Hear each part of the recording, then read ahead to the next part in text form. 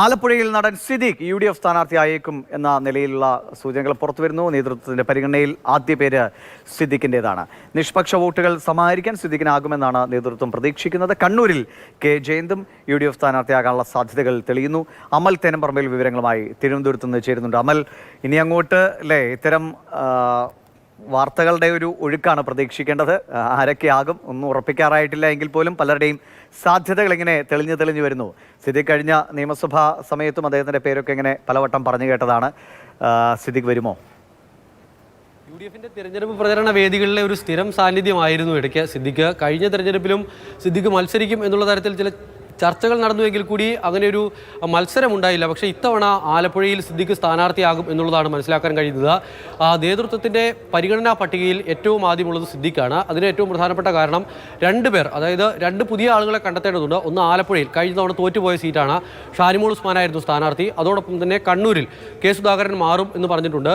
KPC അധ്യക്ഷനായ Siddique sitting MP എന്നുള്ള നിലയിലാണ് എങ്കിൽ കൂടി മാറി നിൽക്കാനുള്ള ഒരു തീരുമാനത്തിലേക്ക് ദേശീയ നേതൃത്വം എത്തിയിട്ടുണ്ട്. അങ്ങനെയാണെങ്കിൽ സുധാകരൻ മാറുമ്പോൾ അവിടെ പകരം ഒരാളെ പരിഗണിക്കേണ്ടതുണ്ട്. കെ ജയന്തിൻ്റെ പേരാണ് ഏറ്റവും പ്രധാന പരിഗണനയിലുള്ളത്. മറ്റു പേരുകളൊക്കെ ചർച്ച ചെയ്യുന്നുണ്ടെങ്കിൽ കൂടി ഒടുവിൽ അത് കെ ജയന്തിലേക്ക് എത്തും എന്നുള്ളതാണ് മനസ്സിലാക്കുന്നത്. അങ്ങനെ വരുമ്പോൾ സ്വാഭാവികമായും സാമുദായിക സമവാക്യങ്ങളൊക്കെ പാലിച്ച് മുന്നോട്ട് പോകേണ്ടതുണ്ട്. അതിനാൽ തന്നെ സിദ്ദീഖിനെ ആലപ്പുഴയിൽ സ്ഥാനാർത്ഥിയാക്കാനുള്ള ആലോചനയാണ് നടക്കുന്നത്. സിദ്ദീഖ് മത്സരിച്ചാൽ കഴിഞ്ഞ തവണ ഉണ്ടായ റിസൾട്ടിൽ നിന്നും മറിച്ചൊരു റിസൾട്ട് ഉണ്ടാകും എന്നുള്ളതാണ് നേതൃത്വം പ്രതീക്ഷിക്കുന്നത്.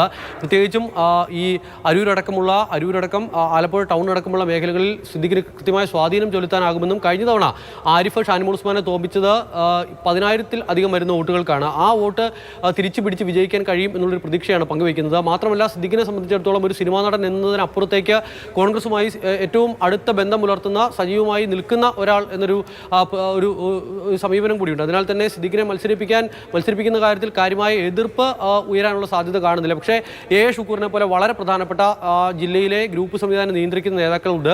ഷാനിമോൾ ഉസ്മാനെ പോലെ ആ മേഖലയിൽ നിറഞ്ഞു നിൽക്കുന്ന, കഴിഞ്ഞ തവണ പരാജയപ്പെട്ടു എങ്കിൽ കൂടി അവിടെ നിറഞ്ഞു നിൽക്കുന്ന നേതാക്കളിൽ ഒരാളാണ് ഷാനിമോൾ ഉസ്മാനുണ്ട്, ഷുക്കൂറുണ്ട്.